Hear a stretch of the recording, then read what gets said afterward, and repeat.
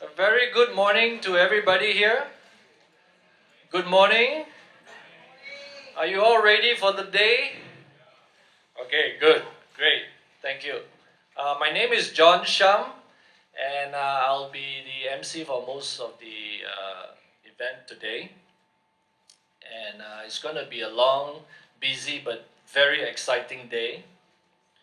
So, so let's get started. So a very big thank you and warm welcome to all you ladies and gentlemen. A round of applause for yourself, for waking up early, having taken leave from work, rushing back from holidays, braving the traffics in Klang Valley. Thank you for your kind attendance. Today is a day with Etienne Bossot. All right. It is our privilege and honor to have Mr. Etienne Bossot here, invited by MAPG Malaysia. All right. A lot of people would like to ask what is MAPG.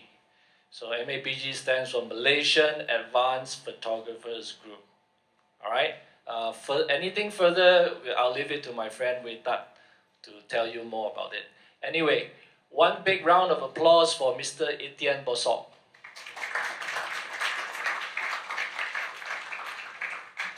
Yay! Thank you, thank you. A very warm welcome to Mr. Etienne too. Thank you for being here with us. All right. Following this, I would like to extend our MAPG's gratitude and thanks to the following members whom we invited, and they are gracious enough to attend this morning's event. They are Encik Zulkifli Hamzah, Principal of Oasis Gallery. Thank you. Kindly give your applause as I read out the names. Mr. Ng Wei Lee, President of Selangor and Kuala Lumpur Photography Association. Mr. Denise Lim, President of Segamat Photography Society. Mr. 82 and friends. Mr. 82 and friends, kindly stand up so that you know. Mr. 82, yes, thank you. Mr. Lin Kui Ming, representative of Photography Society of Malaysia. Thank you. And Miss Maureen Jeffrey and friends. Miss Maureen Jeffrey. Okay. And also Mr. Lee Hong Leng, representative of Malaysian Nature Society. Thank you. Okay, welcome, gentlemen. Welcome, Miss Maureen. Also, an extended welcome and thank you to our fellow MAPG members and friends. Thank you for being here. Thank you for helping out, preparing the stage and the event for today. And last but not least, a very big thank you to Mr. James Yuan and Miss Mi Ling. They are the founders of MAPG. A round of applause for them.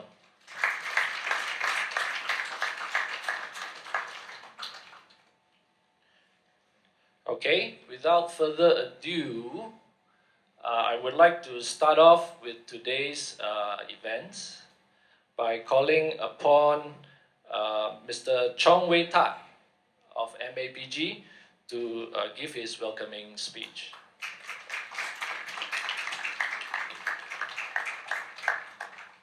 Good morning, ladies and gentlemen. Very happy to see so many familiar faces here, and I know many of you have taken a lot of trouble to come here on a Monday morning. Some of you have traveled as far as obviously, Etienne has come all the way from Vietnam, yeah, and we have people coming from Penang. I understand there are some people from Johor, and I think it's very heartwarming that you all have taken so much, of your time and effort to actually make it here. Now, I'm going to start off to try and explain what the MAPG is. And And I think it's something that the definition of MAPG is something that has been sort of evolved and defined, and I think we are in a position now where we are very clear about the mission and vision of the group. And so let me start in the sort of how this came about. James and myself met back in 2016 during a meeting of photographers. We really hit it off. Somehow, you know, like James is a very effusive person. You sit next to him, he's very, you know, like first 5 minutes you don't know what to make of him. After that, you find that he's someone that you can, you can, relate very warmly to. And I think all of us have that experience in our own way. Okay? We're both passionate of photography, and that's something that we identified very clearly, early on when we sort of met. And before the idea of starting the initiative, we felt that there was a niche in Malaysian photography which was in dire need of development. Although there were many hobby clubs, there were many serious photography fraternity, competitive photo enthusiast group. Photography in Malaysia was not really evolving, and it wasn't evolving into a recognized art movement. And this is what the MABG is all about.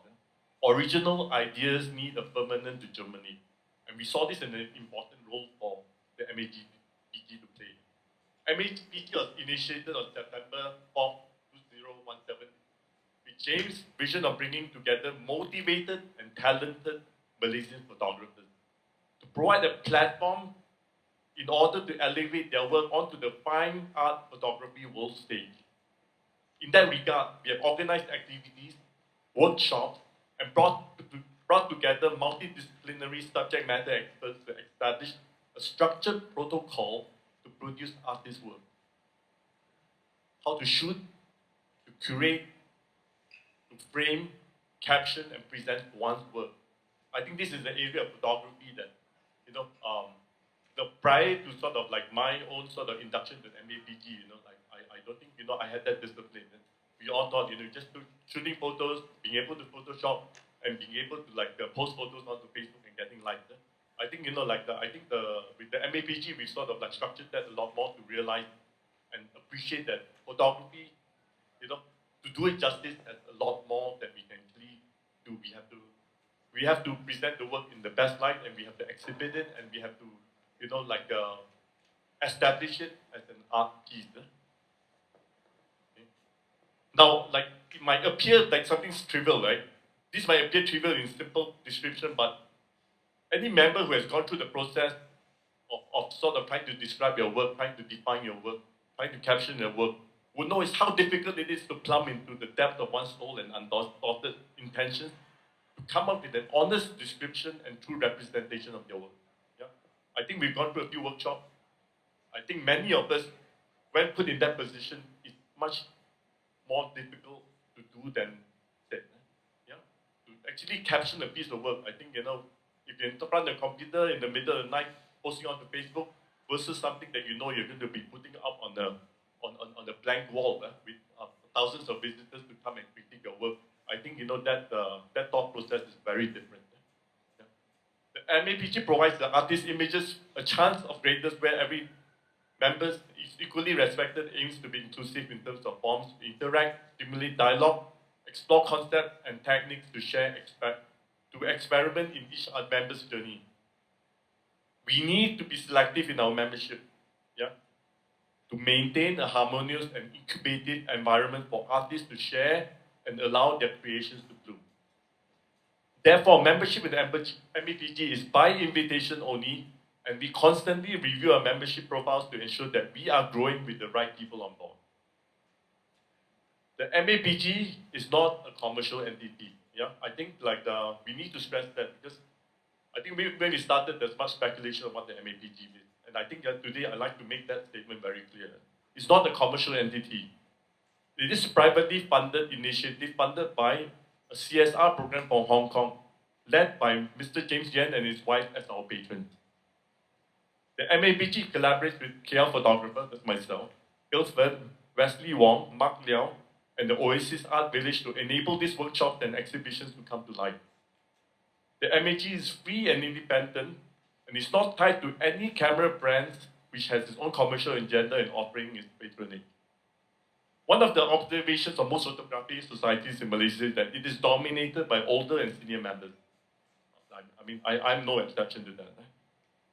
There is little opportunity for young people's work to be noticed and developed. We endeavor to have more young people below the age of 30 participating and groomed by the MAPG. We currently actively have members as young as 16 years old all the way to 76 years old in our membership group. So that's just to show you the diversity we have in our group. At the MAPG, you see many young talents being groomed to exhibit their work. We are also grooming capable young people to take on the complicated process of organizing and producing exhibits so that we develop core competence in being able to stage world-class events and exhibitions. Today, you can see a number of them. You see Neil, yeah? You see John, yeah? And you see quite a number of young people actively, not just exhibiting their work, but actually in the process of bringing photography to the world stage through exhibition. Since its inception, the MAPG has organized many significant events, namely, we did the Photo Power Talk in March at Pearl Hotel, artist presentation workshop in April at the Ilford Gallery downstairs, and today we have Etienne Bossot workshop. Yeah, so that shows that we are constantly having activities and evolving. Exhibitions are platforms to engage our members with collectors, schools, colleges, students to exchange ideas and to expand artists' creative envelope. In August this year, the MAPG will be organizing an exhibition in a 9,000 square foot gallery, showcasing work from 4 photographers, 4 artists, and an art installer. We believe this is going to be a first of its kind in terms of concept and scale. It also underscores that the MAPG is serious about its mission and is committed to exhibit the works of its members. The exhibition will be one of many milestones that we continuously evolve to eventually take our work to the international work stage. Yeah. So I think that it's a bit lengthy, yeah, and it's taken me quite a few evening sessions with James to try and sort of put this into something that I can actually articulate. So as the backdrop of today's workshop, this delves straight into what we are trying to do. Etienne, I've just met him last night, and he comes across as a very personable person, very honest, and no frills or no plans, but he is the real deal. Etienne Bossot has over 10 years of running a photographic workshop called Pics of Asia. Yeah, correct me if I'm wrong, but from looking at his photograph, you can see, he's very passionate about his work. He doesn't get into equipment. He doesn't talk about things that are superfluous. But it's very much the essence of photography. I like his curiosity. He doesn't emphasize photography, but he emphasizes understanding people and culture. And even when I met him for a brief period yesterday, I think that came across very apparently to all of us. I think for some of you have attended his workshop 2 years ago, I can still see there's a very strong, there's still a very strong camaraderie, and many of you have a lot of strong affection towards Etienne for the work that he has done. And I think that is very evident. Yeah? His work is very authentic, and I like the fact that he puts a bit of humor in the work. Just putting a bit of light perspective. And I think I look forward very much to learn from Etienne today, and further in the future, I hope to come to one of your workshops in Hoi An. So with that, I'd like to thank all of you, and I hope all of you have a wonderful, productive day today. Thank you so much. Thank you, Wei Tak. Next, we call upon Mr. Wesley Wong of Ilford Gallery to give his welcoming speech.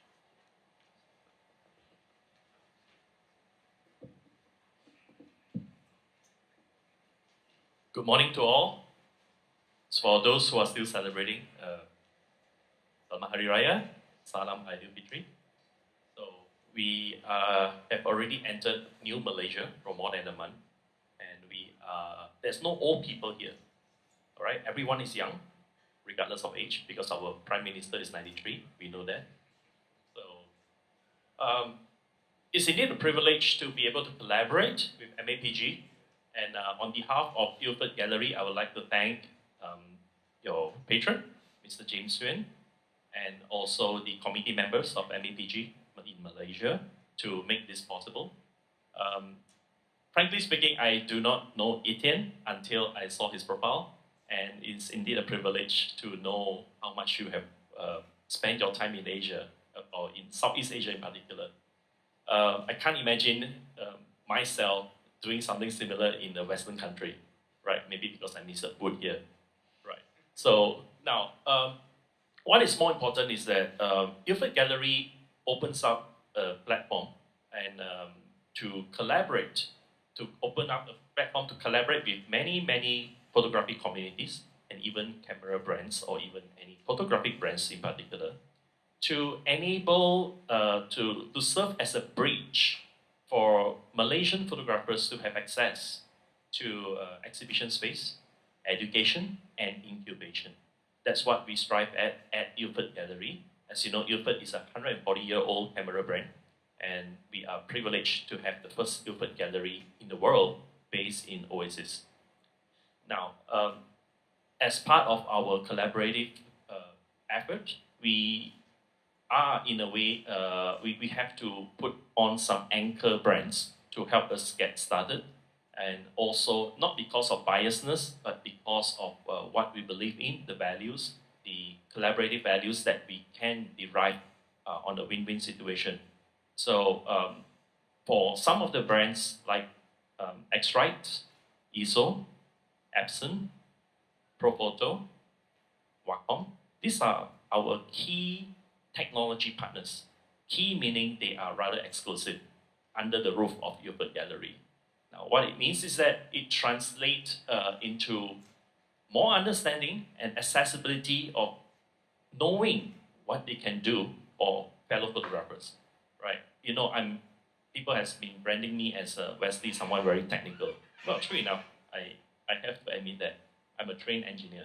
So having said that, is that how do we actually relate all these technologies, and whether hardware, software, to make it relevant to photography in its art form today? We cannot deny the fact that everything is digital, right? And with digital comes heavy responsibilities as well, right? The speed and the amount of images that we can transmit per second these days is just mind-boggling, right? But the responsibility of what we transmit is also mind-boggling, right? So having all these technologies in place does help us in our work to get our move our work to a higher level, but we have to make it relevant. All right, you don't need to know every little nitty-gritty about color management, but you need to know colors. You need to understand how to manage it, right? So we also are privileged to have camera brands to be collaborating with us, not because we are tied down with them we are tied down with, or rather the other way, is because they believe in the value that we promote at Ilford Gallery. So our non-exclusive participating brands are Sigma and Fujifilm at this point of time. So we open up our avenue for their user groups to come in. Sigma in particular, as you know, I've been a Sigma user for the last 5 years, and I've been conducting numerous monthly gatherings, but not for this year because I'm so busy with Jigley Art and Ilford Gallery. Fujifilm is something that's new because they see a point of collaboration, especially on the printmaking, to bring some of their latest technology to be relevant again to the photography industry, namely the medium format cameras. Right. So we serve as a bridge again between academy, between communities to technologies and brands. So this is probably the only avenue where you can have so many brands under one roof, and you get to try, you get to play, you get to understand how it works for you, right? And what is more important is that Ilford Gallery promotes crafting your art, making your own print. So please do not come and look for me at Ilford Gallery because I will never make a print for you, right? So you come to Gilbert Gallery to craft your own work, to make your own prints. I'm so proud to have Barry Ong exhibiting his work, and 85% of his work are printed by him.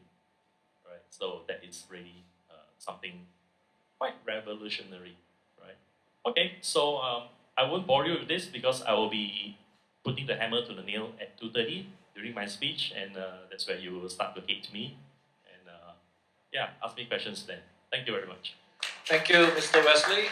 Next, we shall invite Mr. Ng Wei Lee, President of Selangor and Kuala Lumpur Photography Association, for his welcoming speech. Thank you, MC. Good morning, ladies and gentlemen. Good morning to all the photographers. 大家早上好.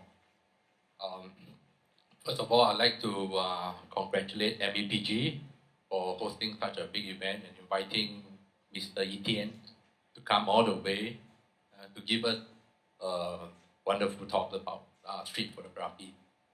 So let me introduce myself. My name is Willie. I'm from Selangor and Photography Society. So we're actually a business association. So we actually encourage the business part of photography. So the way I look at photography is that we should not think that we are photographers.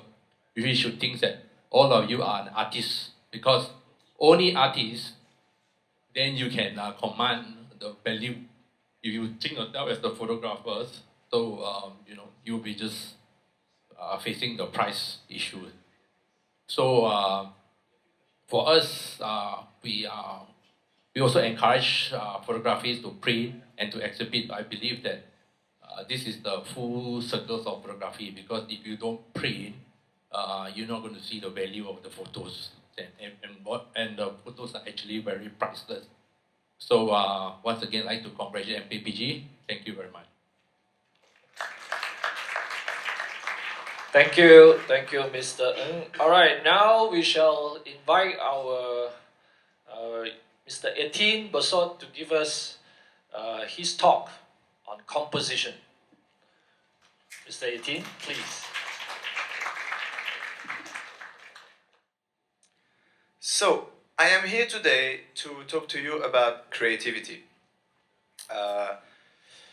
James asked me to come here to discuss creativity with you, because a lot of things we can find related to photography. If you learn photography online, if you try to find resources to improve your photography, it's always about composition. How do you compose, and rule of thirds, etc. I am not here today to talk to you about rule of thirds, but about creativity. I am myself, I'd like to share something with you. I am in the middle of a creativity crisis. Like a lot of photographers, creativity is up and down and up and down. It's been about 6 months that I know I need to find a new breath, a new inspiration for my photography, and I am working on this. So I hope we can together maybe find clues to find out how can we improve, how can we increase our creativity and come up with more unique images, and how can we start bringing our own vision into our photography. I picked up my first camera 10 years ago when I moved to Vietnam. Never touched a camera in my life before, and if you asked me 10 years ago, and if you still ask me today, I believe I am the least creative person. I was in high school, all my friends were drawing and painting and designing. I was just gonna hang out outside, look at the birds. It's not something I thought I would be good at, being creative. But then I picked up the camera and I fell in love with it. I fell in love with it for different reasons that we're gonna talk about later on. But this pushed me to try and get better, to get a better photographer, and to try to unconsciously come up with more creativity. The thing is, we don't wake up one morning feeling creative. You get out of bed, say, oh, I'm so creative today, I'm going to come up with this amazing, unique composition. It doesn't work like this. I believe there are tools to help us, bringing us to the path of creativity. And one of these first tools is, of course, composition. So as I mentioned before, I'm not going to go through the basic composition techniques that you can find. Just Google it. You'll find thousands of articles and YouTube videos explaining you about basic composition things. I want to show you the way I look at composition. Because if you learn to look at things a different way, you're going to learn to see things a different way. And by seeing things a different way, it's going to help you to capture things a different way with your camera. Okay, I'm not teaching you anything here, okay? But this is the basic. Photography is about capturing the light. This is what it means. And for me, if you ask me what kind of photographer I am, I'm going to tell you, I photograph the light. What I do is walk around and try to find some interesting light. I walk around a shipyard in Dhaka and I see 3 people working and one of them is in the light. That's interesting. I try to capture this nice light. I wake up very early in the morning. I wait for sunset before I continue to shoot. But in my opinion, to me, if there is no great light, it's going to be more difficult to come up with more compelling images. When I see the weather this morning in Kuala Lumpur, I'm thinking tomorrow's workshop is going to be a bit more hard work with the light we have. Walking around a market in Yangon, woman selling eggplants. It's just a woman selling eggplants, but there was this big tarp reflecting the light right on her. And the colors, great, yeah? Colors working together. I'm sure Wesley is going to talk to us about colors later. But it's all about capturing the light.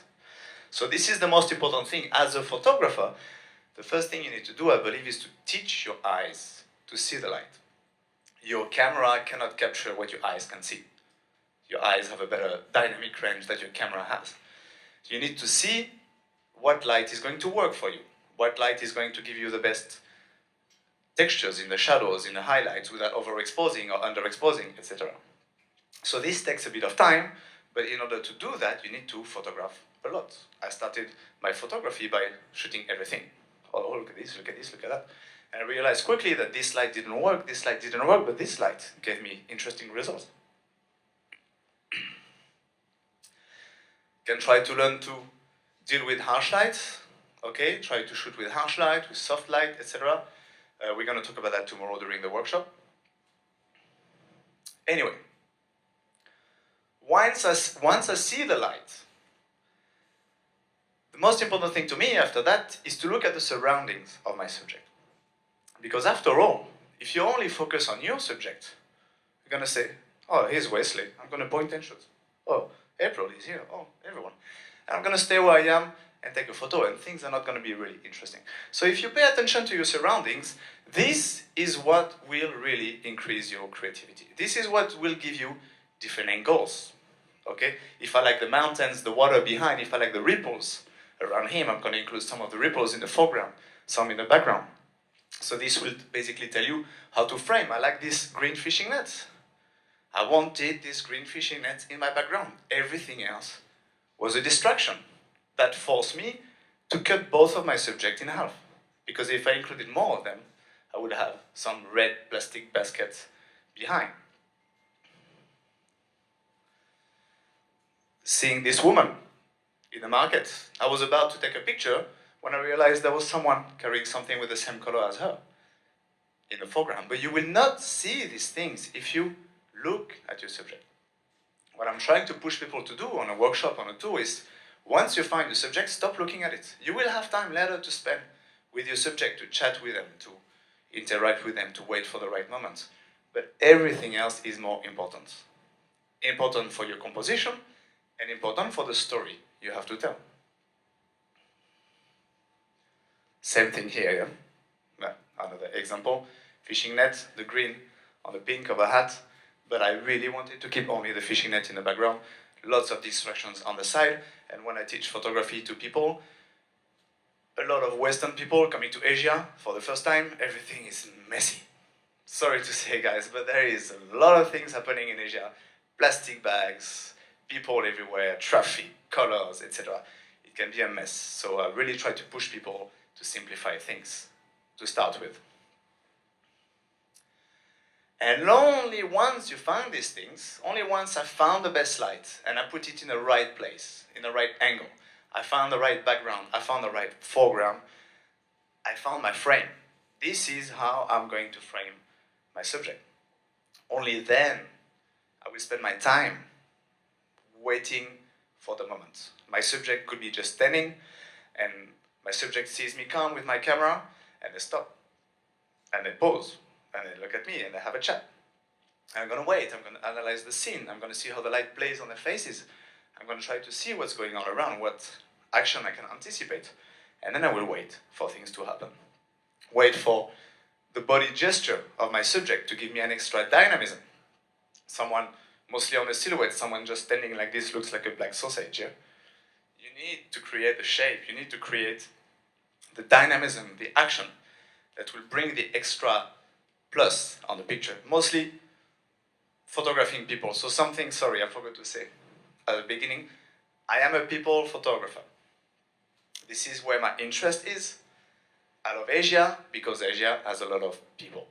Okay, a lot of you are landscape photographers, a lot of you are wildlife photographers, nature, still life. Fine.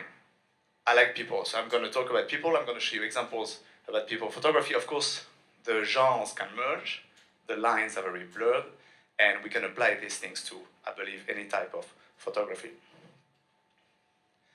Waiting for the moment when there's emotion happening on your subject face. That woman was just standing there, doing nothing.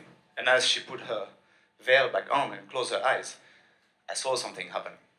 And I took the shot, and the fact that her eyes are closed created a little extra emotion. Then it could have just been what I call a boring portrait. Yeah, we're going to talk about that later. The moment when the action is happening, the moment that will tell the story of what your subject is doing, but only after finding the foreground, the background, the right light, you have to wait for the moment. So subject comes very last. Crashing the party, I call that, yeah? Arriving in a tea shop in Sri Lanka, very, very busy tea shop. People come in, grab a tea, go out. So we come in, we grab a tea, and everyone stares at us like, are you gonna leave now? Lots of people waiting. So I started grinding coffee. This is my go-to thing when I travel. I travel with my coffee from Vietnam because it's great, my coffee grinder. And everyone comes and stares at what we do. And the owner of the tea shop was very interesting. So we grinded some coffee. I was with a friend. We grinded some coffee and we asked her for hot water. We made our own coffee and we gave her a cup. And she was very happy. And then we sat there and she was not waiting for us to leave anymore. We're like, okay. She was like, thank you. So we become friendly with her. And then it was all about waiting for the right people to come in, waiting for the right people to sit in the right place, to create more interesting composition, and then wait for the moment. Things take time, and I will talk to you about that later. If it was easy, we would not be here today, right? Yeah? Anyway. Exactly what I said before. So, you need to learn to see things a different way. You need to learn the technical parts of photography, how your camera works, how your lens works, etc. But this is not important. I am the least technical photographer ever. Don't start talking to me about diffraction and lens and best aperture, things like this. I want something sharp, I close my aperture. I want something out of focus, I open my aperture. I use 3 apertures. I use widest, middle, close. I keep it simple because I want to be ready to catch the moment. The inspiration that comes to me from street photography, so I am a travel photographer. This is what I do. I get my inspiration from street photography.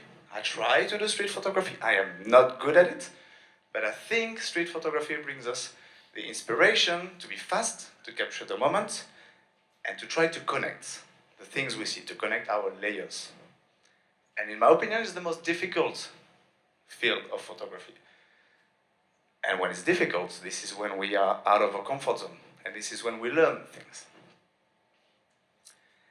Anyway, that was my quick introduction to composition. I will talk to you about other things later that lead to hopefully greater creativity. But the first step is to learn to be creative with your composition. If you look at things a different way, you're going to compose a different way. Thank you. Thank you, Mr. Etienne. There'll be more from him later on, but for now, we shall invite Miss Constantio and John Key as well, together with Mr. Etienne, to have a dialogue. Okay, now this dialogue is going to be interesting. They're going to ask questions, and Mr. Etienne will try to answer them in his way, from his vision. And let's see what we could take from this dialogue session. Hi, good morning, everyone. My name is Jonathan Key. I'm here together with Constance. Hi, my name is Constance. Good to have you on Thank with you. us today, Etienne. So, a lot of us already know what composition is. So, what Etienne has already provided to us is more of the creative aspects of it. So, it's very insightful on how you look at things differently. So, I know a lot of people are already thinking about the technical aspects. So, let's get that out of the way first, all right? Thank you. I know you are not a technical person, so first question that came to mind when I look at all of these, especially the decisive moment, was what if I want to get a certain element within it? Do you like blast it like continuous shutter speed, or do you just wait for the decisive moment in single? Photography has evolved in the recent decades because we went from film photography to digital photography, and photography style has evolved. Some things you can shoot today were more difficult to shoot before. Because I photograph people and I look for people in busy situations. I like people who are busy working, not just sitting on a chair doing nothing, because it tells more story, because it's more dynamic, because people move. You cannot just go and take one frame. You're gonna spend $3,000 on a great camera. You got the newest piece of technology in your hand. Why would you take one photo? It doesn't make sense. If you want to take one photo, get back to a film camera. Okay? You have good technology, you can shoot burst mode, you can shoot fast. Of course, you don't shoot like spray and pray, hoping you're gonna get a shot. But if you shoot people photography, fast moving actions, you cannot just take one picture. Of course, I always try to refrain people from taking too many photos. What would simplify things is what I explained before about composition. If I am ready with my frame, if I have analyzed the scene, if I know what I want in my background, what I want in my foreground, where the light is from, I could just be waiting in one spot for my subject to do something, for the right action to happen, and I would not have to go around and shoot every single angle. Because you're going to waste your time doing that, you're going to waste your energy, and you're not going to spend enough time on the best angle, the one you should find that will tell a more compelling story. If that could help. I'm gonna summarize. Basically, focus your attention. Focus your attention, but don't be shy to use the technology you have in your hand. Yeah? Excellent. All right. Etienne, can you elaborate or share with us when you take people out on your photo tours and you happen to encounter bad light? Yeah. So what do you do with it? Deal with the time? How do you inspire people in that way? So, what is bad light? That's what I think we should define. Because a bad light for me might be a good light for you. It depends on what kind of photography you do. For me, a bad light is a light which doesn't have the right contrast. If it's too cloudy, the light is too soft. There's not much difference between the highlight and the shadows. If it's in the middle of the day, on a sunny day, the light is too harsh. It's very contrasty, very black, very white. For me, a light that works is a light which has a very good contrast. And I am a travel photographer. I'm looking for the pretty picture. And for the pretty picture, you need a pretty light. So I'm really working on the very good light. When the light is not working for you, maybe your job as a photographer is to try to recreate the contrast. So if I'm working in a village and it's very cloudy and I'm not happy with the light, I'm going to try to frame someone in front of their door, for example. Someone standing in front of the door will be lit by the sky, but behind them, in the house, it's really dark. So we got dark, we got light, we got contrast again. There are other ways to do that, maybe to go very close. That's when you do close-up portrait. A very soft light is really good for a close-up portrait, for details of the hands of my subject, etc. Not really good for a landscape shot. That's the good thing with people photography. My friend Chuck would wake up in the morning in Penang and it's cloudy. Yeah, you can just go home, yeah, I guess. If you shoot wide landscapes. For people photography, I wake up in the morning and the light's not right. Well, let's go indoor. Let's get into people's house. Let's go into a market. Let's try to find details. Let's try to find close-up, colors, textures, shapes. There's always new things to do. And that's the time you learn. You're struggling. The light is terrible. I don't know what to do. It's difficult. You're going to pick up something on that morning. You're not going to come home with great photos, but you're going to learn something that you will be able to apply it for next situation and come up with something interesting. Yeah, that's very inspiring to just hear you talk about how to capture the light. But do you think capturing the light is something that you're born with it, or can you teach a person how to capture light, how to see light? So I was doing a photo tour in central Vietnam one week ago, and my friend Dylan and I was telling the group, okay, look for the best light. We'll go around the market, look for the best light. And this girl who was on the tour came to me and said, what is good light? So back to the basics, What is good light? What is good light for you? What is good light for me? It's different. To me, good light is light that will give me the best colors, will give me the best exposure, will give me the best rendering in my shadows, in my highlights, depending on the situation. This only comes with practice. I will talk about that later, but I'm sorry to say, for the more beginners of you, there are no shortcuts. There are no shortcuts in photography. And we're going to talk right after the questions about the ethics of travel photography. But if you use shortcuts, it's not going to work for you. As a photographer, you learn by shooting, failing, hating yourself, people hating your work, but the passion telling you, okay, I'm going to wake up again and I'm going to go back again and I'm going to try better. So that's how you learn to see the light, yeah? Just practicing. So it's back to the grind for all of you. So what I understand from what you mentioned is good light for you may be bad light for me and vice versa. So that basically means that I need to find my own creative style from that, because it may not be equivalent to what you are doing. Yeah. So based on what you have told, have you like developed any good or bad habits in your shooting? Yes. So lots of bad habits. Yeah, okay. I want to hear that. Yeah, so photography is mostly when photographing people, you want to be fast, you want to be reactive, you want to be efficient. You arrive in a scene, lots of things happening. Your tour guide tells you, we got half an hour here, go shoot. 20 people fighting around, running around, moving the machine and the smoke and everything.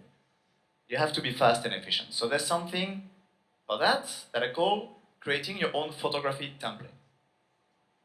I have my own photography template because I've been shooting a lot in Asia for the last 10 years. If I arrive in a scene and I see 3 people in front of a nice background, well, for me that works. Like I'm going to try to frame these 3 people in front of a nice background, create a triangle through the frame that will lead my eyes, etc. If I end up in another situation, I'll be quick to compose a certain way because this is something I've done before and I think it works for me. That's the bad habit.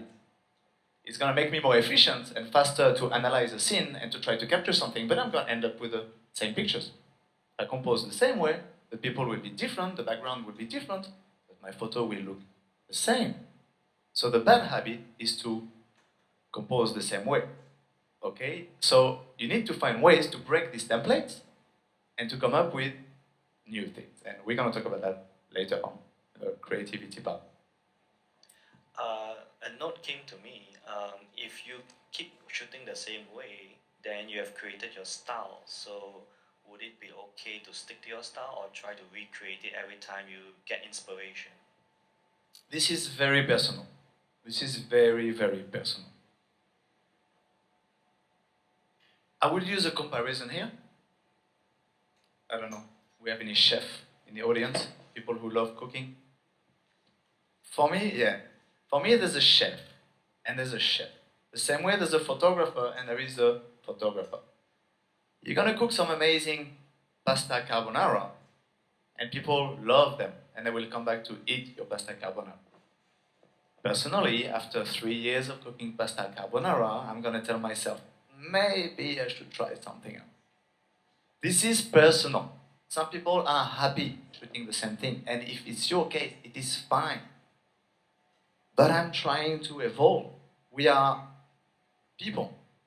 Okay, you're not the same person you were 2 years ago. Your tastes have changed.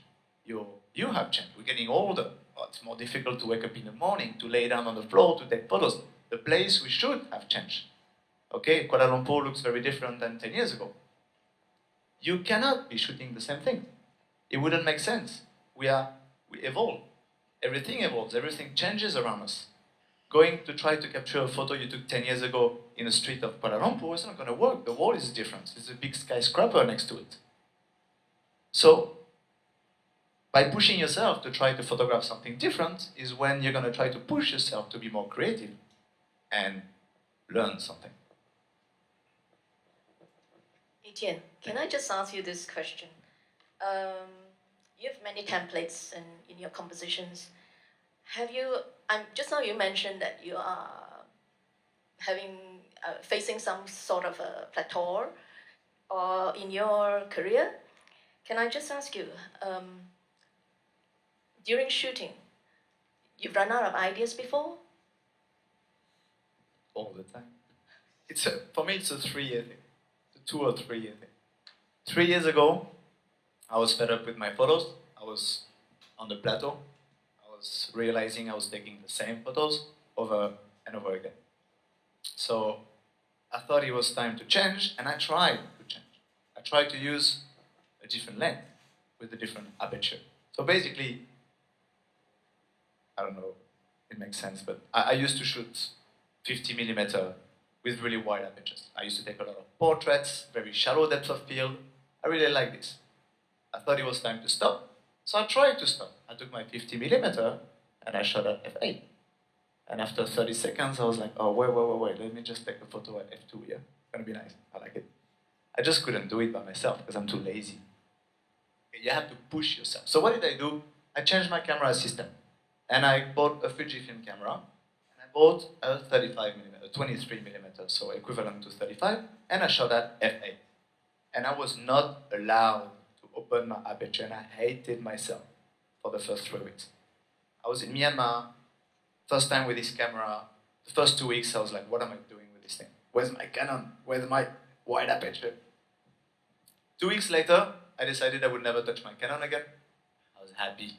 I found something new, and I loved it. It's been 2 years now, and that new thing that I loved, I'm still doing it now. And I'm thinking, okay, here's a time maybe to do something else. So it's personal. Some people are not ready to be pushed around. Some people are not ready to get out of their comfort zone. They want to shoot their thing because their mom will like it on Facebook. It's fine. But if you want to be a bit more on the creative, on the artistic side, you need to evolve. You need to try to push yourself and get to the boundaries of what your own vision is. All right. You were talking about Facebook. So one thing I would like you to hear from you is we have a lot of audiences, different audiences, as well as where we plan to publish our photos, fine art, galleries, Facebook, Instagram, as well as selling it in commercial and things like that. My question to you is, how would you go about planning and your thoughts on it, on the composition and the methods?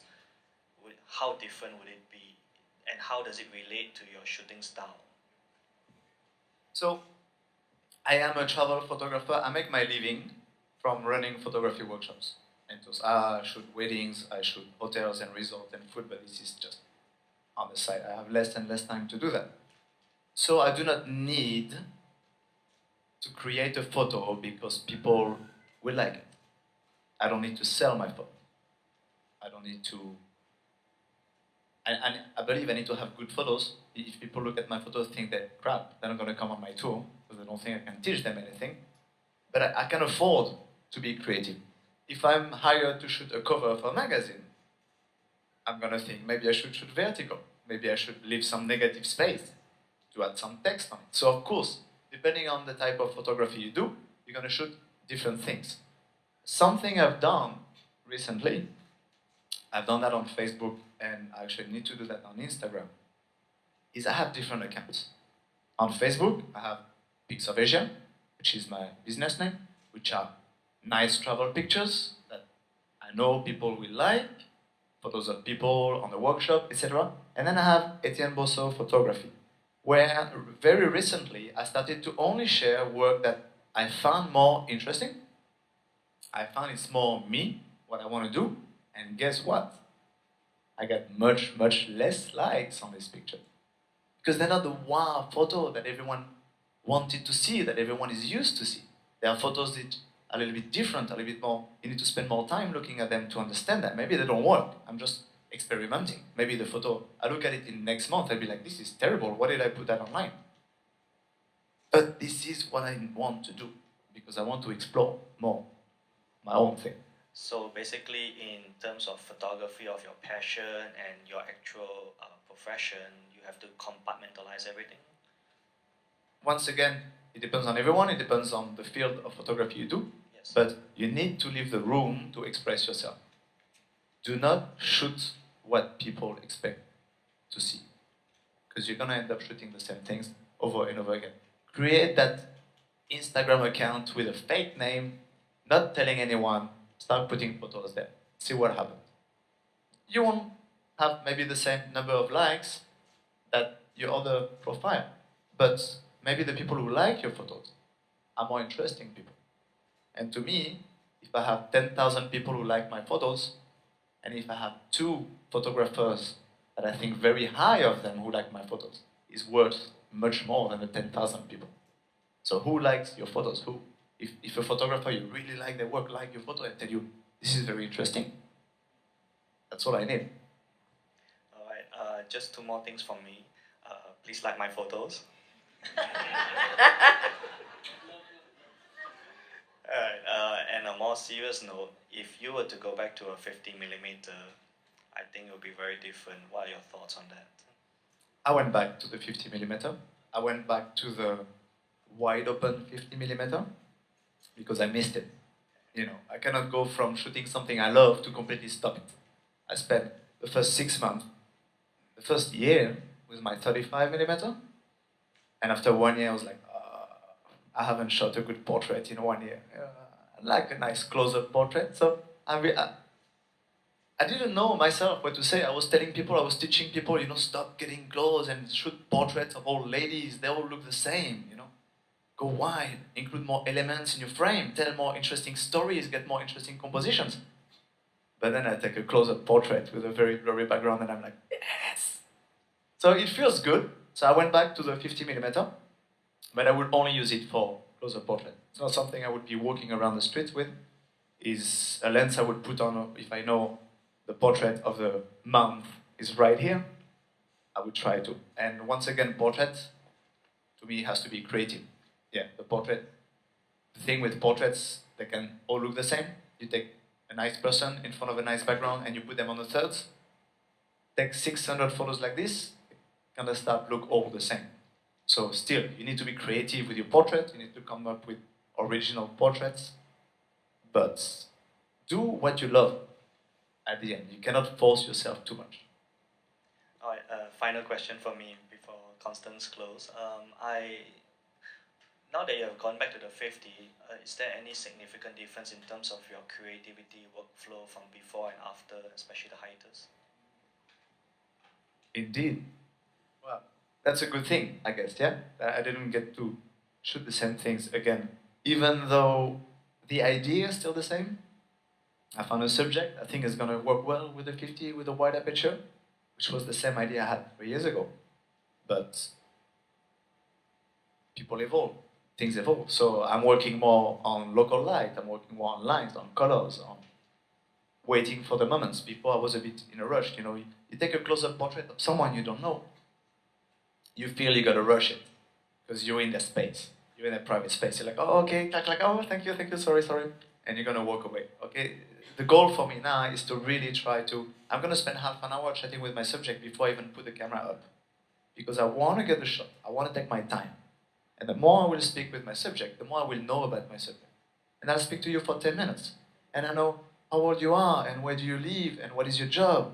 But what I noticed is your pearl earring has such a nice catchlight on the side. And I'm gonna focus my portrait on your earring. But if I stayed far away with my big zoom lens, or if I just came to rush to you to take my photo, I would just take my classic portraits. So, as I talked about before about the composition, analyze your scene, analyze your light, analyze your background, analyze your subject, and come up with something more interesting. All right, thank you. Okay, one more question before we close this dialogue. Yeah, I know you have been a judge for quite a number of competitions, and there are lots of photos that you have judged before, and some of them are like staged photos. What's your take on this as a judge on these sort of photos in terms of composition and in terms of creativity? They are creativity killers. As simple as that. So my next presentation is about the ethics of photography, because I'm pissed off. Sorry. I'm not pissed off at people, at photographers. I'm pissed off at photography competitions. Because competitions today become a money-making thing. So you see so many new, every year there are 100 new competitions you never heard about. You don't know who's judging. You don't know if you're going to get a prize. You've never heard about the names, etc. It's just a very easy way to make money. And because the people who start that are business people, they're not photographers. Oh, I saw a great photo of a fisherman with a cormorant, you know, with the mountains of China behind. So beautiful. I'm going to make it win. That photo has been done 1,000,000 times before. And only a photographer can know that, because a photographer spends his days on Instagram looking at everyone's photos. And, you know, this is what we do. We look at photos online, we put a photo, we look at what other people post. We try to get inspiration. So, the competitions are not giving the wrong idea to people. Okay, you want to make it? You want to be famous? Well, you got to win a competition. And we like these kind of photos. So you're going to go to Bagan and stage a little monk reading a book in a smoky room, you know. Novice don't like to read books in the dark, in a smoky room. It's not real, okay? So I'm going to talk about that briefly, just now. But I don't think this is something you should try to follow. At the end, you do what you want, of course, but I'm a teacher, and I try to push people to be more creative, to do something different. And copying a photo, which is a copy of someone who shot that in the 1950s for the first time. That was a great photo in the 1950s, I guess. It's not original anymore. So as a judge, I see a photo like this, I don't even look at it. Just out. Okay, thank you very much, Etienne. Right. Thank you. Now we move on to an interesting topic, the ethics of photography. All right, this is one topic that is very seldom covered in any talks or workshop. Thank you.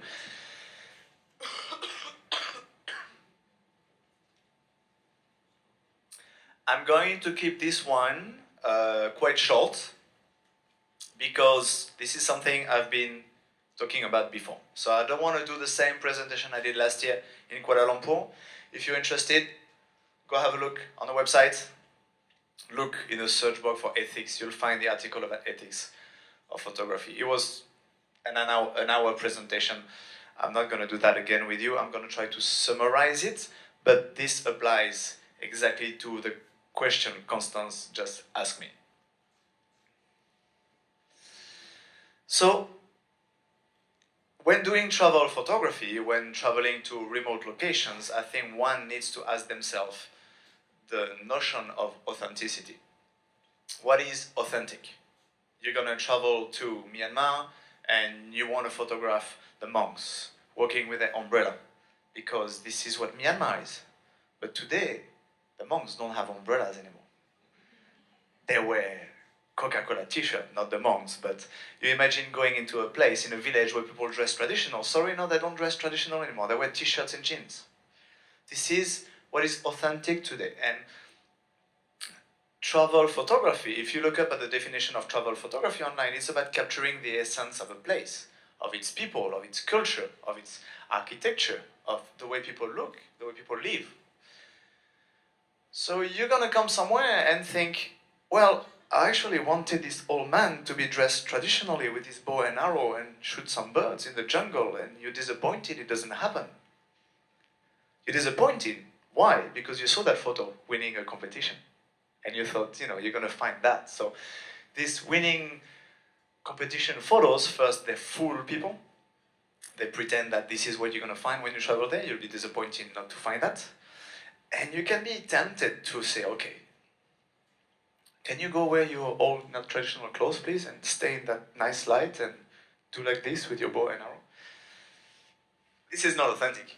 This is not what is today. And you're going to come up with a photo that you like because you control the scene, the scene, and you have a nice light, and you have a nice background, etc. But in terms of creativity, what is it going to bring you? I want you to stand in the light under that tree. I want to put you on the thirds, and I will balance you with that very nice looking tree on the other thirds. What you're going to come up with is him on the thirds and that tree on the other thirds. Where is the excitement? Where is the unexpected thing that gives you a unique composition? Telling stories. You want to tell stories of the place you go to. You want to show the bridges of Penang. You want to show, I don't know, wherever you go, whatever you do. It is not your story. You're photographing, you're not taking, okay, take selfies. Yeah, this is your story. Make it up the way you want. Put some makeup, put yourself in front of tropical islands and pretend to be happy. And it's your story. It's what you do. If you photograph something else, if you photograph people, this is not your story, this is their story. And I think as a photographer, and I think Wesley, where's Wesley? He's gone. I think Wesley put that really well earlier. You have a responsibility. With all the technology we have, taking photos, we have a responsibility to show things the way they are. If you don't do that, it's fine. If you're a commercial photographer, you need to produce a book for a company, you need to set up a model, and you're a fashion photographer. You don't take candid photos when you do fashion photography. You have a model that you pay, that you set up, it's fine. You can be a conceptual photographer and take this old man with a bow and arrow, with a nice flash, soft light. But you're gonna say that you do it. You're not gonna say, oh, I was walking around the jungle and saw this man and took a photo. Because that is just lying. Okay? And I hope your mom told you when you were young that lying is not good. So as we talked about, yeah? What's your goal? What's your goal? Is your goal to be popular? To get likes on social media? Is your goal to win competitions? Actually, I have a question for you. What do you do once you win a competition? I see a lot of that. I have a lot of friends, young photographers in Bangladesh, and they really like photography competitions. They enter competitions, and once in a while on Facebook, I see one of them wins a competition. So the classic, how do they say? Alhamdulillah, thank you, I win this competition, and all their friends, congratulations, congratulations. What's next? They got emailed by the New York Times to be the new photographer. They start selling $1 million prints. That doesn't happen. Even look at the number of competitions there. There's so many of them, you don't keep up anymore. You won a competition I never heard about. Well, what would I care? What do you do once you win a competition? You feel, your ego feels very good. But the day after, what do you do? This doesn't help your creativity. I love competition though, if you take them the right way. If the competition is about a body of work, and it forces you to work on a story. Instead of going around taking pretty photos, I'm going to find a subject and I'm going to spend 2 months with it. And I'm going to shoot it in different ways. And I'm going to come up with a story, with a body of work that will help this person, that will empower this person, and that will make my creativity evolve. Because I'm not going to take that one picture, I'm going to have to try different angles and this and that and relate my photos together and then selecting the photos, which photo goes well to tell you a story, and it has to go up and down and it has to flow. So this is a good exercise. Like, I encourage you to enter competitions if you think they're going to help you to boost your creativity.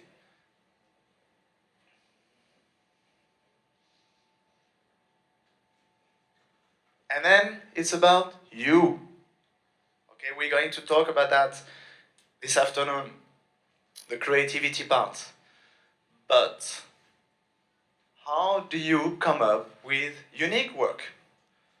You know, the goal of every photographer is like, if I put a photo online and someone sees it without my name, they think, oh, that looks like Etienne's photo. You find a style, you find your unique vision that is yours only. Trying to copy photos that someone shot before, trying to get inspired a little bit too much by what other photographers do, is not helping you. And the question you have to ask yourself, and we're going to talk about that this afternoon a lot, is you. What do you like? Your friend in Penang told you, let's go take landscape photos together. And you go with them because they're your friends and you enjoy it, but you realize you're bored. You like flowers more.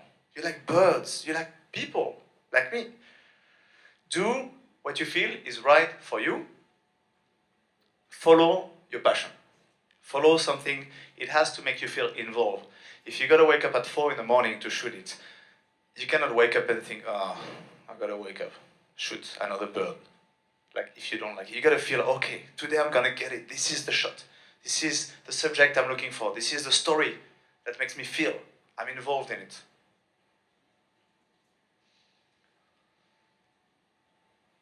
There you go. I wrote that this morning.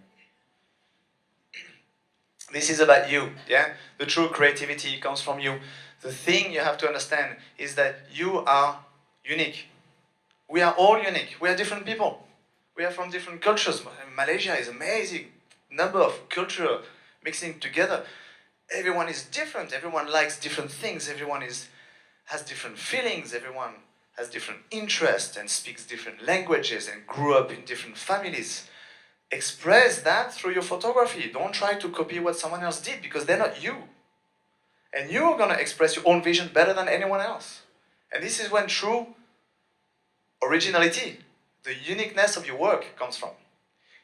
So, I have a bit of a question for you this afternoon, but some way to try to ask yourself the right questions. It's about asking yourself, what do you actually want to do? What makes you feel? What would make you feel involved? Because if you're not involved, if you don't have the passion, you're not going to work hard enough. You're not going to put yourself out of your comfort zone to come up with something different. If it's too easy, stop doing it. Thank you. Thank you, Mr. Etienne. All right, now Mr. Etienne will open to dialogue from all of you from the floor. So this is the time to ask questions. Okay? Please, tricky ones. Please come up and ask your questions. Raise your hands and then we shall pass you the microphone. Yes.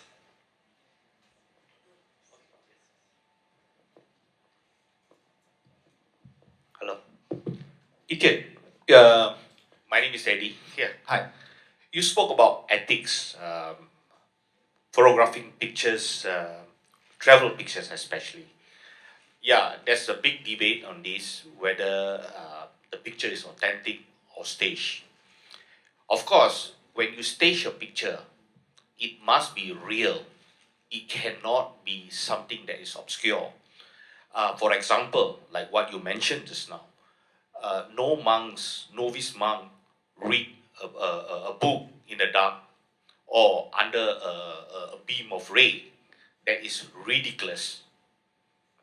But if you could stage a picture that is authentic, meaning that there's no light, but there's with side lights or window lights, is it acceptable? Everything is acceptable as long as you don't lie about it. You do what you want, people. You do what you want. You build a fake bird made of fake feathers, put it on a tree and shoot it. But you're not gonna say, hey, I shot this bird, I got it. It was very difficult, but I got it. This is lying. You gotta be true to yourself because everyone is gonna find out. You look in the world we live in today, everyone finds out. All these photographers, they have this huge career. Someone finds out they Photoshop one image. Their career is over. This is done. The other thing though, you're gonna stage something that is real, that is happening. My question is why? Why wouldn't you go and try to capture it without staging it? If it's here, if it's happening. I feel it would be a bit too...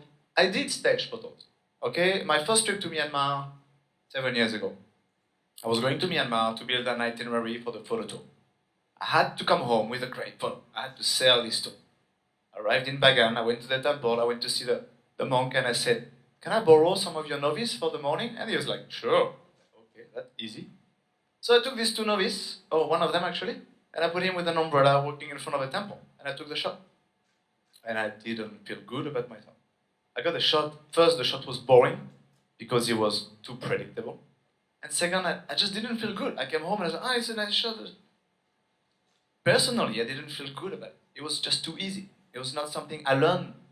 I didn't learn anything from this experience. I just had this bitter taste in my mouth, like it was not real. Of course, everyone has different expectations regarding their photography and their creativity, the way they're ready to push themselves. But if a scene is real, let's go shoot it. So what is real and what is not real, like what you say, and what is acceptable and what is not acceptable? What is real is what is real. Okay, I'll give you an example. Yes. Like I see your picture just now, the monk, the little monk with the candles. Yeah, that was not my picture, by the way. Okay, all right. Because you, okay, fine. But what would you say about that picture, Your honest opinion, My honest opinion is that I've seen that picture a million times and I'm fed up seeing that picture. And if I see that picture winning a competition one more time, I'm gonna write a big blog post about how this competition is bullshit. Now, my question would be, is it real? Is it acceptable that it can be done? Because looking at it is not a real posing picture. It's possible. Yeah, I do not think they enjoy staying in rooms with that much smoke. It No, hurts their eyes. no. No, but I see what you mean. It can be real. I'm a Frenchman. Let's say I'm a 70 years old Frenchman. I've never traveled outside of France in my life. I see this, I think, wow, it's amazing. It looks so beautiful. I have no idea it's real or it's not real. Okay? You can easily fool people by... But the goal of this photo is just to create something beautiful. Oh, look at this light and this light beams and it's beautiful. No one is gonna judge. I mean, I will. It's all about yourself. We're talking about creativity here. Okay, things can be real, things can be fake. If you shoot something like the monk in a temple and you say that you put the smoke there and you put the monk there because you wanted to create this eerie feeling of it's fine, it's conceptual photography, it's not travel photography. So put the right name on what you do and do not lie about it because people are gonna find out. And it's not gonna be fun for you. I don't know if I answered your question correctly. But we're talking about authenticity, we're talking about culture. What is culture? The culture of Malaysia yesterday is different from the culture of Malaysia today. There's a new music video that came out and people are influenced by it. There's a new food dish that came out that people are influenced by. There's a new prime minister. Okay? The culture is changing. Okay? What is real today is not real tomorrow. So the question, I think we need to write a book to answer your question about what is real, what is not real, because culture is always changing, always evolving. So it would be difficult to define what is real and not. Okay, any more questions? let's keep them coming.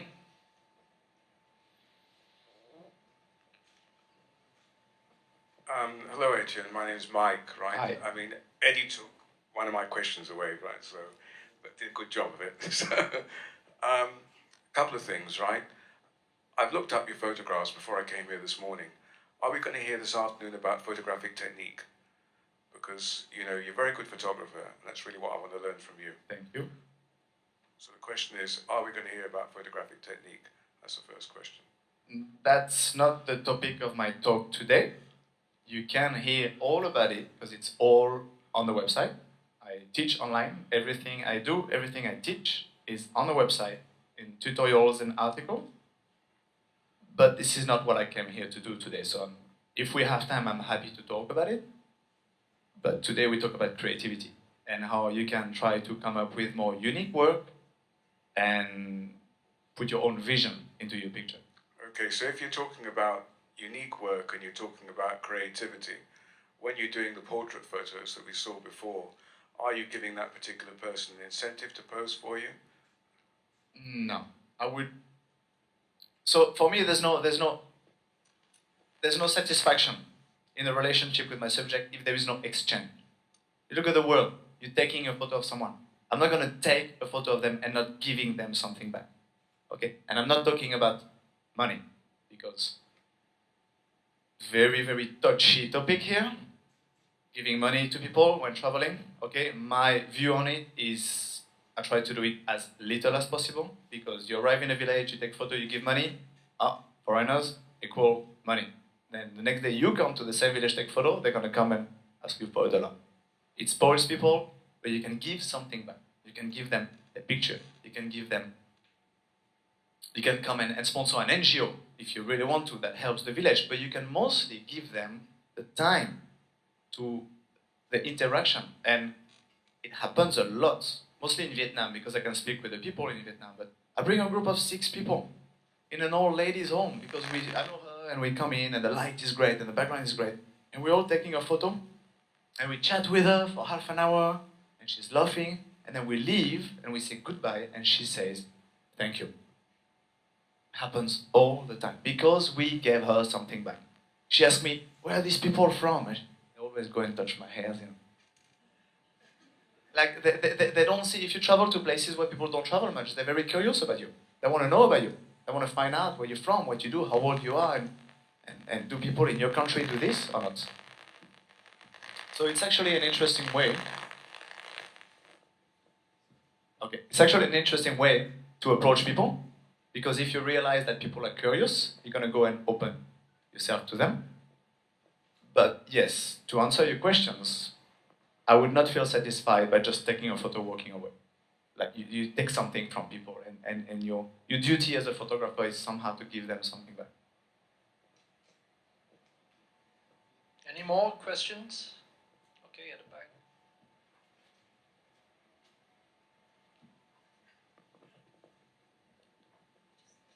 Hello, my name is Tony.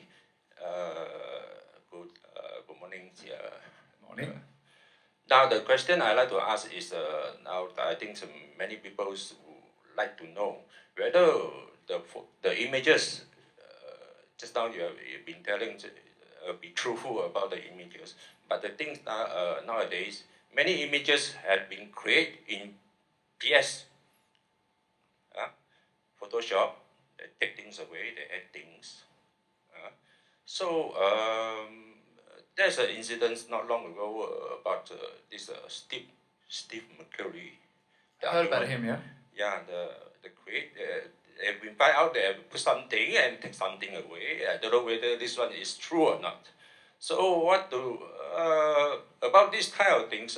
What is your view about it? It's the same as what we talked about before. Sorry, before I answer this question, Mike, your question earlier, we have a photography workshop tomorrow where we're going to talk about the techniques and everything. Again, your first question. It's exactly what we talked about before.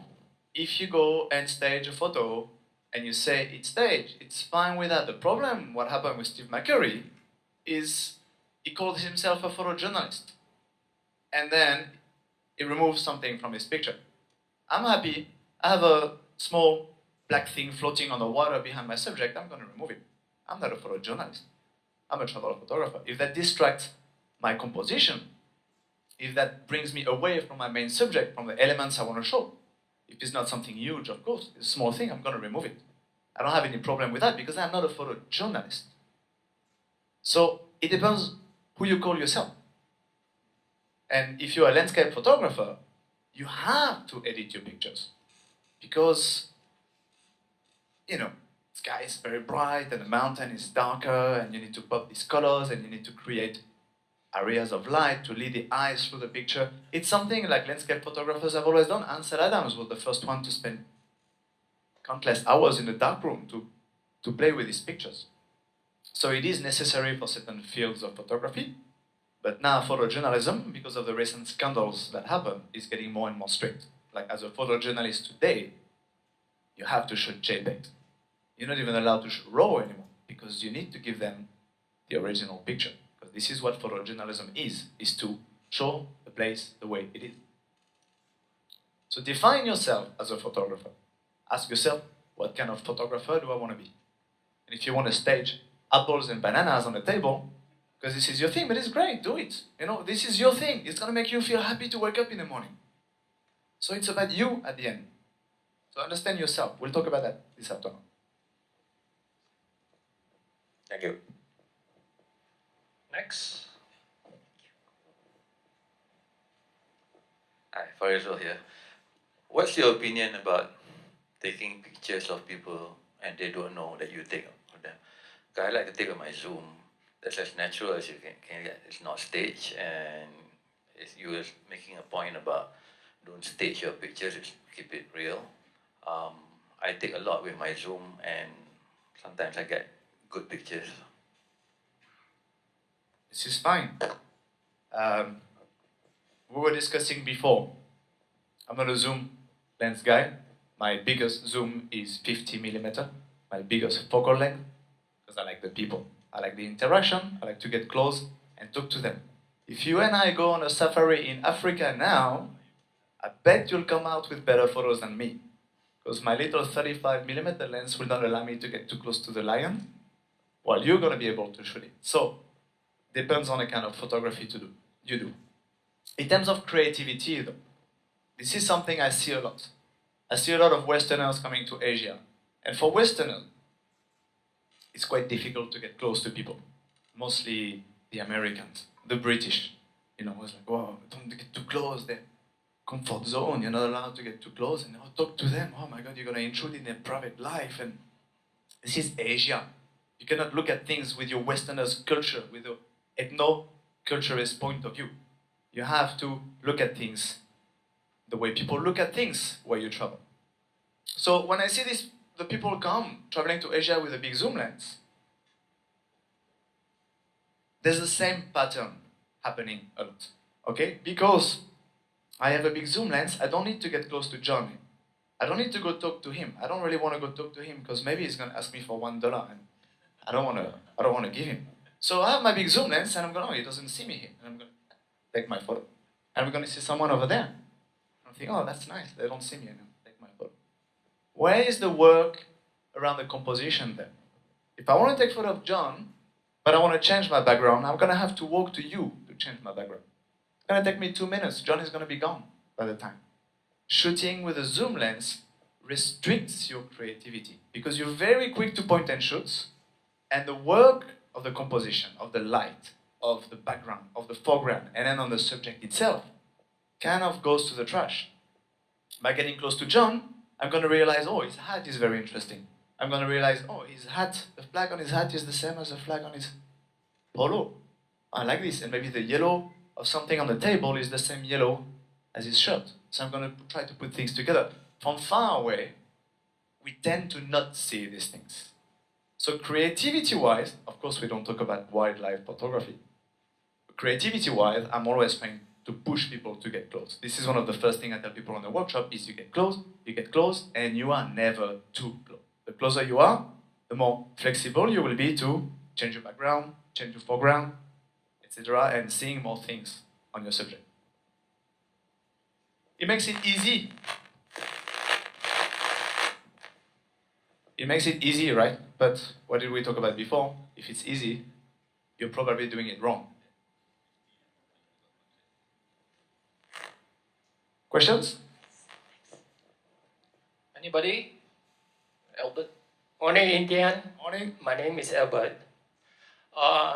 Since you have been judging photography contest, is it whether you like it or not?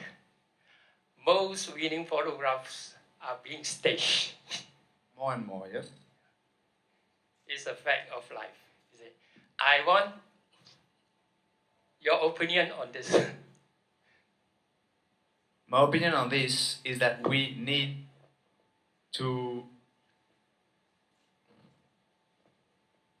serious photography competitions. I could name 5 of them on the top of my head, which you could trust are serious photography competitions. A lot of, even of the big prestigious competitions, you don't even know who's judging, what's going on. You see the winner photo. I've been disappointed in so many photography competitions. The first year, the second year, like, great stuff, great, I got the energy. The third year, you're like, yeah, okay. They're back into the staging just to make the pretty picture win, to make people happy. There's also a lot of politics involved. My take on this is I want to build my own photography competition. I want to make it free. Not free, because I'm going to have to look at millions of photos. As little fee as possible. And I want to have real photographers who live in Asia, who are experienced traveling in Asia, who know what they're doing to judge these competitions.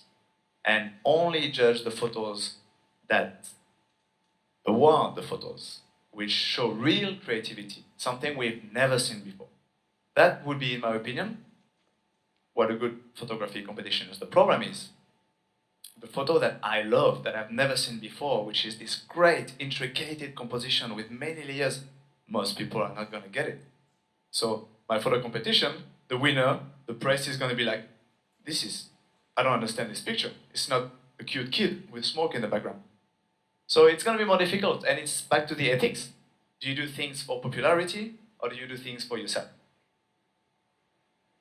Back to what you're ready to do for your photography. If you're a hobbyist photographer, you have the chance to not have to make money with your photo. You have a real job.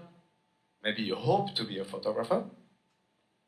Sorry, but you're going to have to shoot a few weddings first. Time to make things happen. But if it's a hobby photographer, you don't have to try to please people around you. You only need to please yourself. Do that. You're going to be happier. And you're going to come up with more original work. Yes? Yes.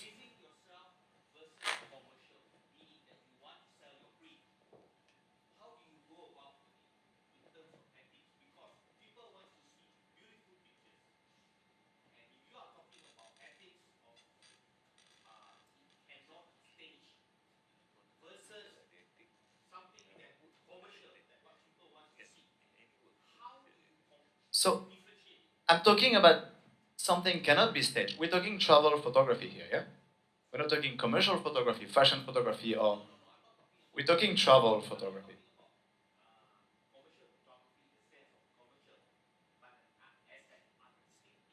Yes.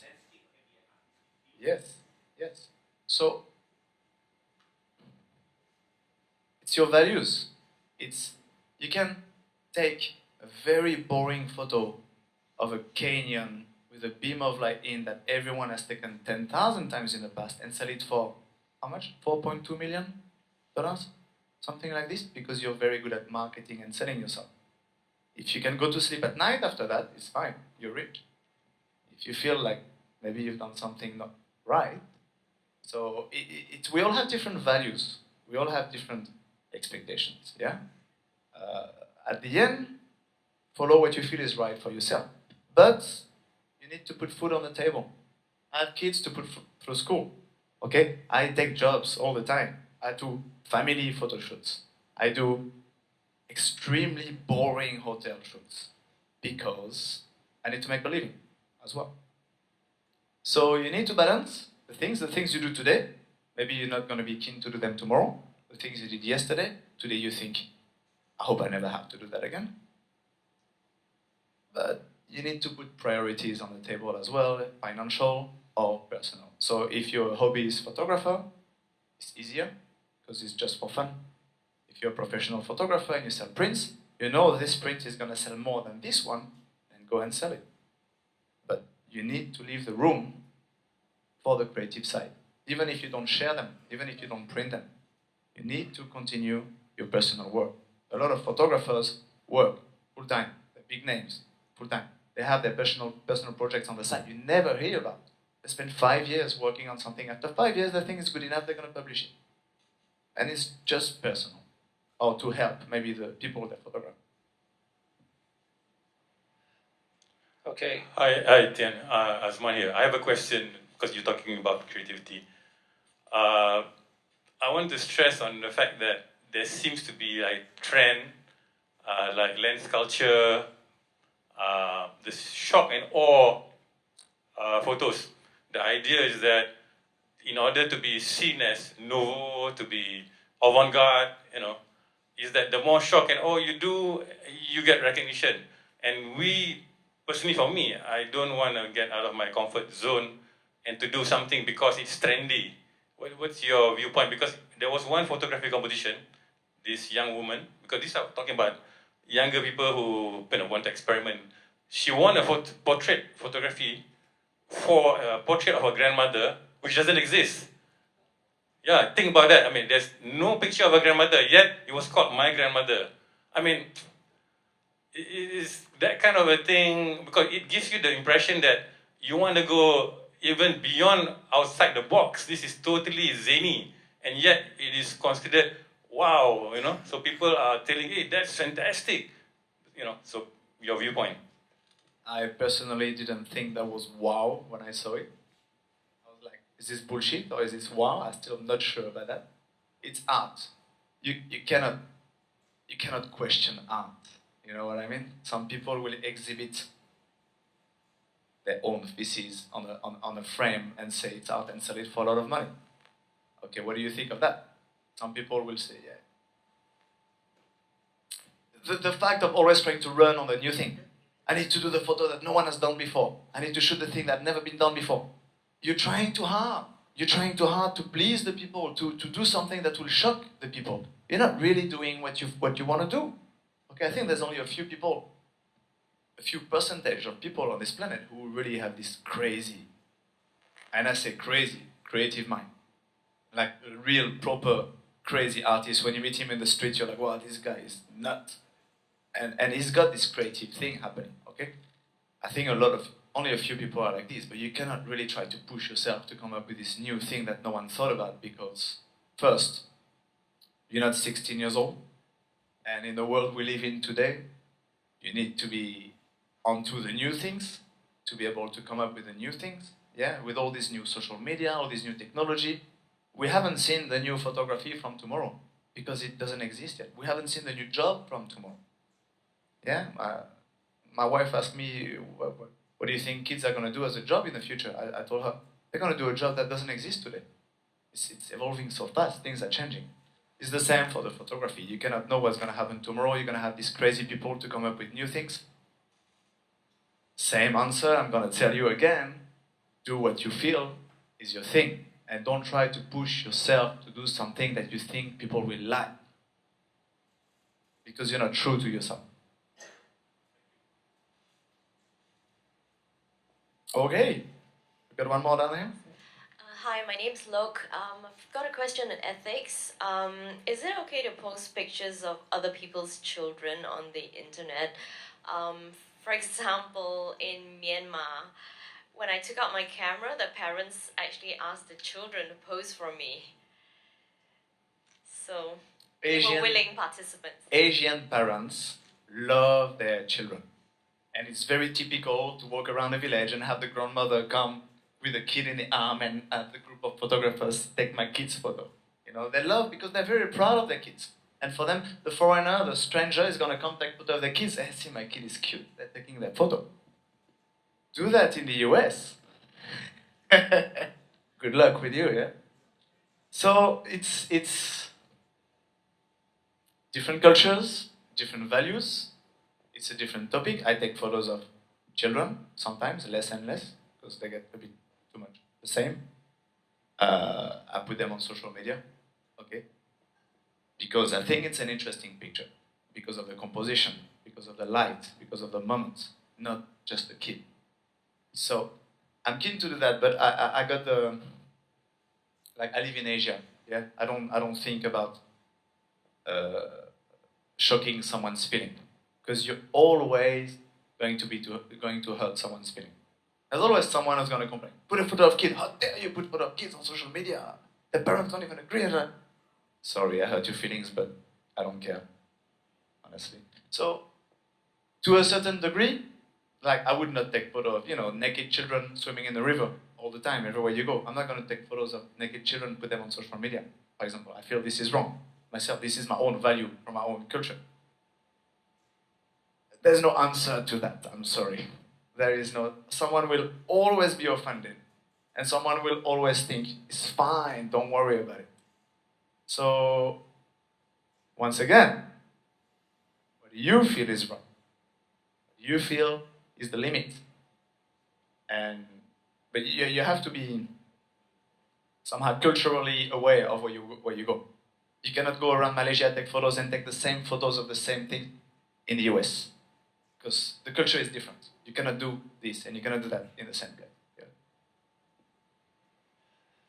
Any more? You still have time. Yes. Who accredited you as a photographer? Sorry? Who accredited you as a photographer?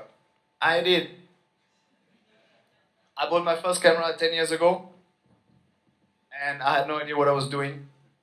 And I had a job at the time, a real job, working for someone. I spent 2 years shooting. After 6 months, I quit my job, and I just spent 1.5 years shooting every day, because I fell in love with it. And one day, I was broke. I had no money, because I had no job. And before my dad forced me to go home, because I had no job and, just enjoying Asia, I thought I would try to run a photography tour in Hoi An. And I designed my brochure, and on the brochure I wrote, Etienne Bossot is a professional photographer living in Vietnam. That day, I was a professional photographer. Sounds easy, right? What is the definition of a professional photographer? Is it someone who has a diploma on the wall, or is it someone who makes a living from his photography? What does that mean to have a degree? I hang out with a lot of photographers now who come and run workshops with me, because I invite a lot of photographers to run the tours with me, and some of them have studied photography. And all of them tell me, like, they didn't learn much about photography when they learn photography. They learn about preparing contracts for the client, dealing with payments. And mostly what they got is they got contacts. Their teacher was the editor of that magazine that gave them their first job when they finished university. So they got the degree in photography, which maybe helped them a little bit, but from what most of them tell me, they didn't learn much more. So I do not do photo competitions. I do not enter competition myself, because having a diploma on the wall is not going to make me a better photographer. What's going to make me a better photographer is to take my camera and go and shoot. And this is what I try to push people to do, and to push you to think about what you want to go shoot tomorrow. What is going to make you vibrate, Like, oh, this is what I need. This is what I want to shoot. I'm involved in this thing. Call yourself a photographer. Don't call yourself a photographer. Honestly, who cares? Except yourself. Yeah?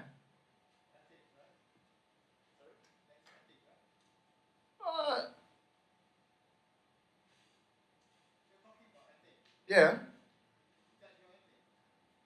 Well, my ethic is, if you make money from photography, are you a photographer? I believe you are. Do you need to have a university degree to call yourself a photographer? I don't believe so. Yeah, a painter. Did Vincent van Gogh study painting at university? I don't believe he did, yeah? Thank you. Who else? Next question. Hi, my name is Sue. I would like to find out if you do on travels, especially. So sometimes you might come something like interesting view, so you just shoot up, but you don't know who is it, okay? Of course, you just run off. So one day, your photo is out somewhere. You're in trouble, you think? So, model release, okay? Model release really applies to commercial work. If I take a photo of you on the street without knowing you, and I sell this photo for L'Oreal Paris, and they put it big. I made money with this particular picture. I do need a model release. Okay, I do need you to sign a paper and agree with that. If I take a photo of you and the composition is interesting, and I put it on my Instagram because the photo is interesting. I'm not using it on commercial purpose. I'm not making money out of this photo per se, just on the moment. If I had to put this photo in my gallery and sell it as a print, you may come and trouble me, probably.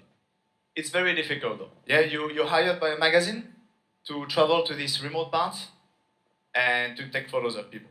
And you come back and give them the photo and they say, okay, can you send us the model release now? Excuse me? That old 90 years old lady who doesn't speak a word of my language, you want me to make her sign a paper? Really? You think she's gonna sign a paper she doesn't understand? No one does that. It's a tricky subject, and I know some magazines I've worked in the past told me, just send us anything. Send us a paper, so we cover. It's not really legal, but they try to protect themselves. But it's not honestly feasible. You cannot go in the middle of nowhere and take photos of people, and every time you take photo of someone, ask them to sign a paper for you. That's not gonna happen. So I don't really care about that. I don't really deal with that because I'm not doing that I'm not the commercial photographer who's gonna take photo of someone and make sell this actual picture. I use my photos for social media and to illustrate my tutorials on the website, for example.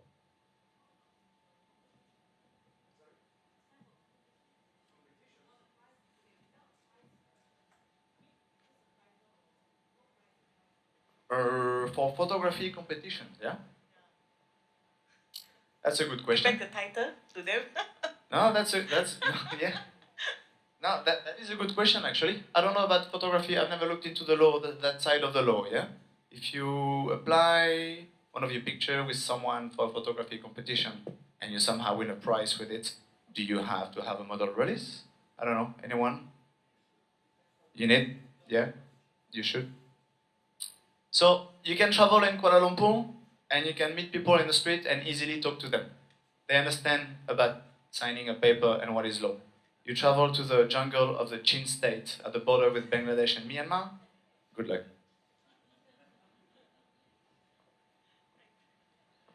Any more? There's a rule between model release and you are shooting in public area. Okay, I come from a background where I shoot a lot. When you shoot in a public area, it's free for all, right? And of course, you are very right. I'm going to sell it for commercial, I need a model release. But if it's an editorial release, you do not need a model release. All right? Thanks. Thank you. Next question.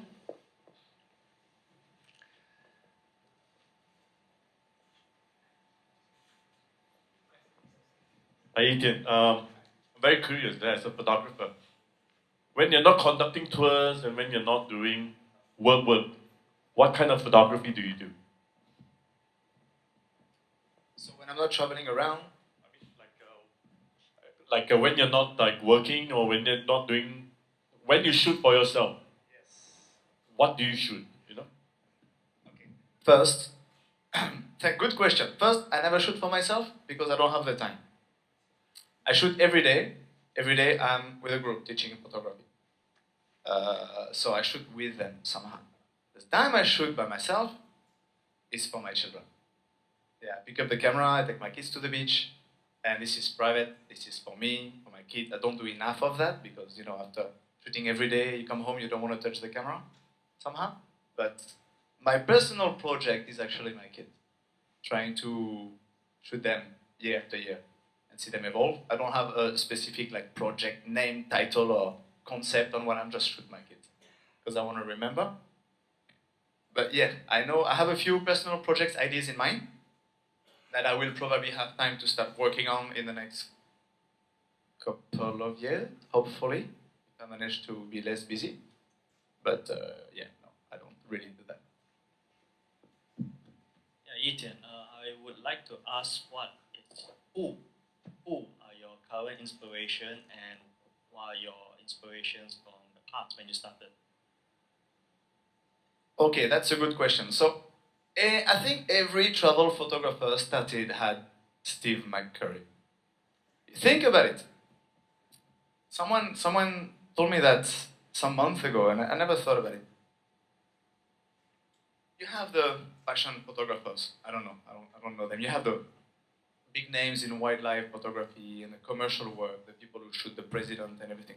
Think about travel photography. You got Steve McCurry, and then you got everyone else. It's funny though, you know, he's the famous one. He's the most popular one that everyone knows. So you start with Steve McCurry. Of course, Steve McCurry's images are great. Steve McCurry's images were great. Something has changed. It's not as interesting personally. It's not as interesting as before. Inspiration comes to me today from street photography. As I told you before, I'm trying to the genre, you know, landscape, travel, people, streets. It's all blurry. The line between all these things is blurry. I like street photography because it's difficult, because it's all about capturing that perfect moment. It's all about being at the right place in the right time and seeing things happen before they happen. So it's a good exercise if you want to improve your travel photography. But my greatest inspiration is my subject. The creativity I get, the different composition I have, is because of my subject. It's because I do not stage my subject. I arrive in a scene and I see these people work and I think I'm going to shoot that. And I go down and I do that. They all move carrying a basket, this, and everything has changed. My idea is rubbish. I have to try something else. So I move and I move and I move and I move. Okay, I'm going to put my subject here with that background. And the moment I take the shot, my subject does that because he's calling his friend. Wow. You think I would have thought about that? Never, never, ever I would have thought about it. My subject, the way they react, because I don't stage them, but because I interact with them. If I take a portrait, I'm going to be talking with people almost at the same time I take the picture. Make them smile, make them look up, make them look down, make them point somewhere. I say, oh, where is your village? And they're going to point over there, and I'm going to try to capture this thing. That thing, I cannot predict it. This is what makes a photo original, unique. It's not something you think is not predictable. Something else I had to say. I forgot.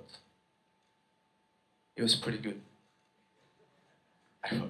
Anyway, that's why I like people photography, because a scene which is boring now is going to be very interesting in 30 seconds, because people move back and forth, the light changes, lots of things happen. So I talk about that later this afternoon.